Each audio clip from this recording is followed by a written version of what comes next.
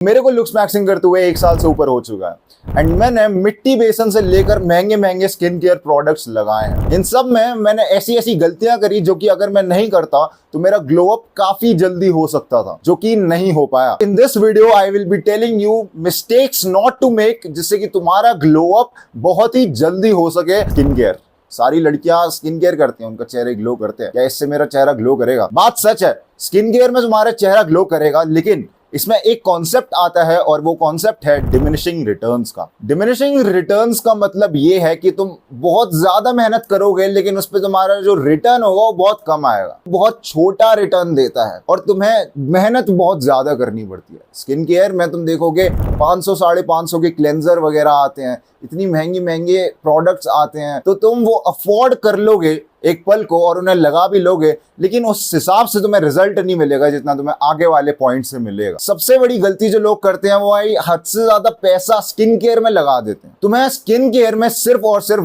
2 चीजों की आवश्यकता है और वो 2 चीज हैं, एक सनस्क्रीन और एक वैसलीन। वैसलीन तुम्हारे होठों के लिए बहुत ज्यादा जरूरी है अगर तुम्हारी ड्राई चैप्ड लिप्स रहते हैं, और दूसरा सनस्क्रीन। भाई देखो, सनस्क्रीन तुम्हें हर समय लगानी है। मैं ये गलती करता था कि मैं सनस्क्रीन सिर्फ और सिर्फ तभी लगाता था जब धूप निकल रही होती थी, एकदम कड़ी धूप होती थी। ऐसा नहीं करना। अगर बारिश हो रही है, अगर तुम्हारा क्लाउडी सा मौसम हो रहा है, तब भी तुम्हें सनस्क्रीन लगानी है, क्योंकि सन की जो रेखाएं होती है वो पीली रेखाएं नहीं होती सिर्फ। अगर तुम कभी भी साइंस पढ़ी हो, तुमने विबग्योर के बारे में सुना होगा, उसे विजिबल स्पेक्ट्रम कहते हैं। बाकी जो भी रेडिएशन रहती है ना, वो इनविजिबल स्पेक्ट्रम में आती है। एंड सन के अंदर अल्ट्रावायलेट रेज होती है। अल्ट्रावायलेट रेज हर चीज को फाड़ के फांद के निकल जाएगी। तो सन से जो यूवी रेज निकलती हैं वो 2 तरह की होती हैं, यूवीए और यूवीबी, जो कि तुम्हारे स्किन के अंदर तक जाती हैं और वहां पे सेल्स के साथ ऐसा झोलमाल करती हैं कि तुम्हें काला कर देती हैं, तुम्हें स्किन टैन कर देते हैं। उसके अलावा बहुत सारी अलग अलग चीजें होती है जो कि तुम्हें स्किन पर आकर नहीं दिख, जो कि तुम्हारे अंदर ही अंदर हो रही हो। तो इसलिए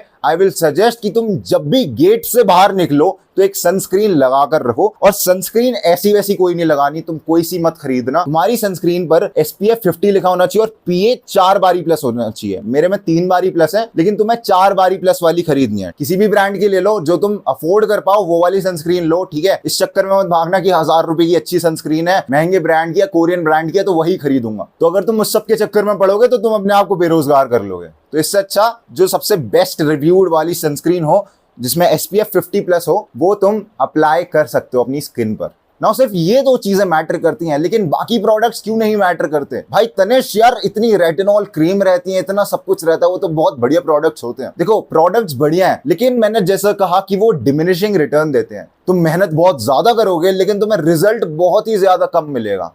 तो उसके लिए करें क्या? हमें रिजल्ट अच्छा खासा चाहिए। उसके लिए सेकंड पॉइंट आता है, वो है तुम्हारा न्यूट्रिशन। तुम्हारा न्यूट्रिशन तुम्हारी स्किन पर असली ग्लो लाता है। जब मैं ऐसा दिखता था तब मेरा न्यूट्रिशन कुछ अच्छा नहीं था। मैं 2-3 रोटी खाता था और एक दाल खाता था जिसमें सिर्फ पानी पानी रहता था। इसके कारण मेरी बॉडी के साथ साथ मेरे चेहरे पर वो चीज झलकने लग गई। लेकिन जब मैंने अपनी डाइट फिक्स करी कि मैंने रोटी भी खाई, साथ में उसके साथ सब्जी, सैलेड, दाल, दही वगैरह रखा, एंड मैंने वो रेगुलरली खाना चालू करा, तो मेरी स्किन पर नेचुरली ग्लो आने लग गया। तुम्हारी स्किन कोलेजन से बनी होती है, जो कि एक टाइप का प्रोटीन होता है। तुम्हें प्रोटीन की आवश्यकता होती है जिससे कि तुम्हारी स्किन निखर सके। लेकिन इंडियन डाइट में कमी ये रहती है कि हमारे पास प्रोटीन नहीं रहता। अगर तुम मेरी तरह ये सब अफोर्ड कर सको तो तुम्हें प्रोटीन तो पूरा मिल जाएगा, लेकिन काफी जगह ऐसा रहता है कि हमारे मम्मी पापा हमें प्रोटीन के लिए अलाउ नहीं कर पाते, तो हमारे पास ऑप्शंस नहीं बचते अपनी डाइट में प्रोटीन को लाने के लिए। तो अगर तुम वेजिटेरियन हो तो बेस्ट ऑप्शन वेजिटेरियंस के लिए ये है कि तुम दही, पनीर, जो भी डेयरी प्रोडक्ट्स होते हैं ना, उनमें मुंह मारने लग जाओ।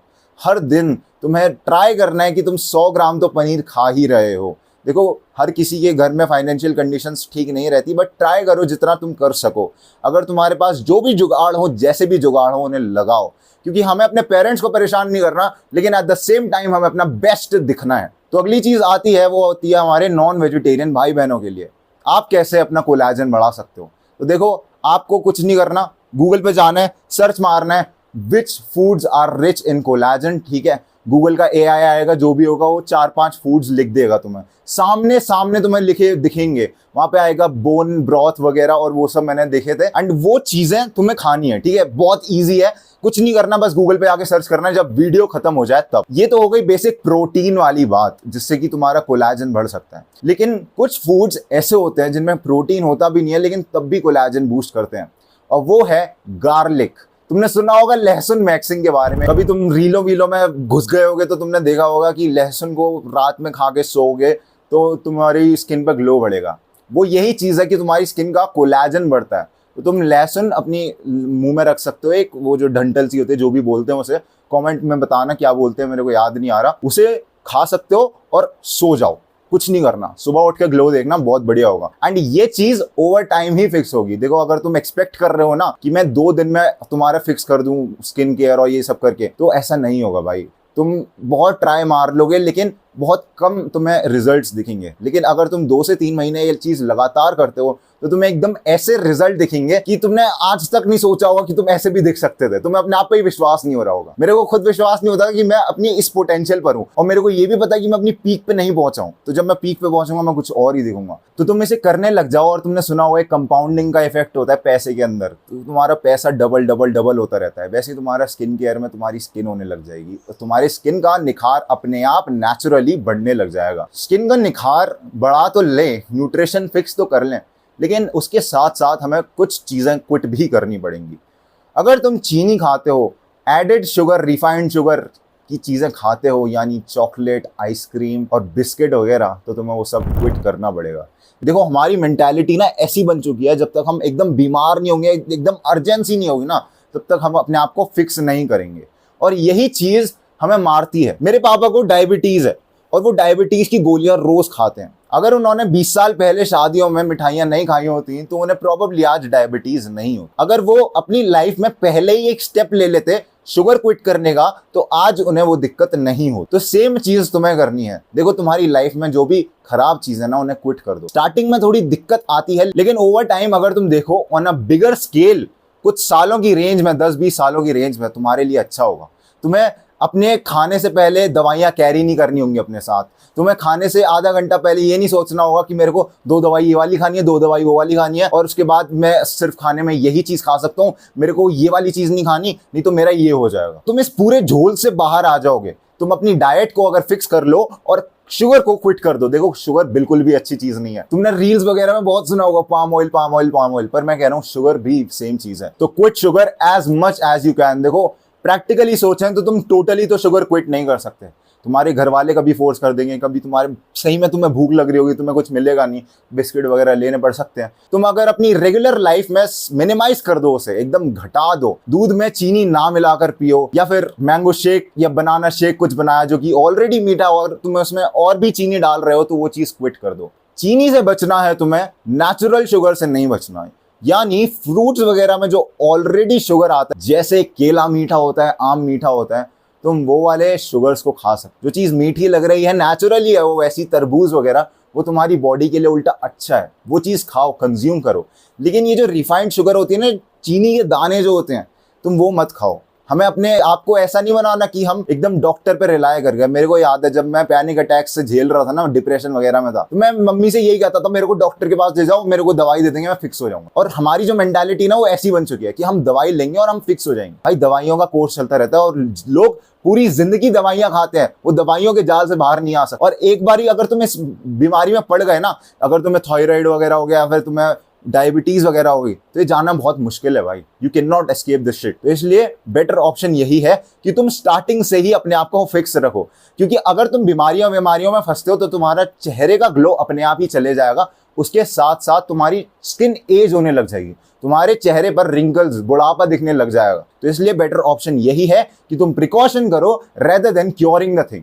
तो डॉक्टर पर बिल्कुल रिलाय नहीं होना है। डॉक्टर तुम्हें कोई फिक्स नहीं कर देगा, डॉक्टर सिर्फ तुम्हें जिंदा रखेगा। तो अगर तुम्हें एकदम बॉर्डर लाइन पर नहीं जीना ना, और तुम एक अच्छी लाइफ जीना चाहते हो, देन इट इज बेटर कि तुम आज अपनी डाइट फिक्स करो। तुम्हारे घर में अगर सिर्फ दाल बन रही है, सब्जी नहीं बन रही, तो अपने मम्मी पापा को बोलो, उन्हें समझाओ, उन्हें वीडियो दिखाओ कि हाँ बहुत ज्यादा जरूरी है। अगर हमें आगे चलकर प्रॉब्लम फेस नहीं करनी तो आज हमें अपनी डाइट को फिक्स करना पड़ेगा। देयर इज अ रीजन कि बाहर के लोग फॉरेनर्स वगैरह इतने फिट हेल्दी हैं। देखो लोग कहेंगे कि वो बहुत ज्यादा नॉन वेजिटेरियन डाइट खाते हैं, ये बात सच है, लेकिन नॉन वेजिटेरियन डाइट में तुम एक चीज नोटिस नहीं कर रहे हो, उसमें प्रोटीन है। प्रोटीन तुम्हारी स्किन का कोलेजन बढ़ाता है, प्रोटीन तुम्हें जिंदा रखता है, तुम्हारा मसल मास बढ़ाता है, तुम्हें हील करता है। Protein is very very necessary और उनकी डाइट में वो स्टेपल चीज है, वो एक मेजर चीज है जो कि हमारी डाइट से मिसिंग है। तो हमें कुछ फिक्सेस लाने पड़ेंगे और हम भी उनकी तरह बहुत ही फिट हेल्दी हो सकते हैं और हमारे जेनेटिक्स और बढ़िया हो सकते हैं फ्यूचर में जाकर। ना एक बोनस पॉइंट दे दूं, अगर तुम्हें अपनी स्किन का ग्लो बढ़ाना है